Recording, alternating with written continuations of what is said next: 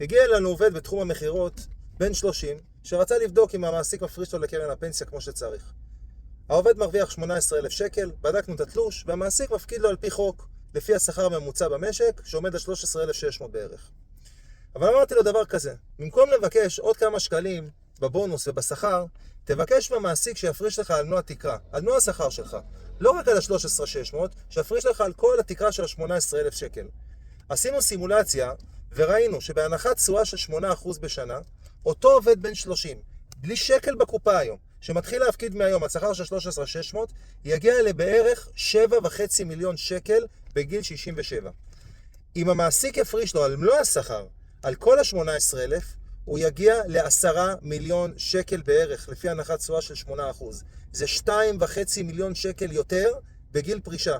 ואנחנו מדברים על 8% תשואה, ואנחנו לא מחשבים עליית שכר. אנחנו מתכוונים לשכר הזה, אם הוא יישאר איתו עד גיל פרישה. 2.5 מיליון שקל. עוד 25%, אפילו יותר, 30% יותר, מהצבירה שלו בגיל פרישה.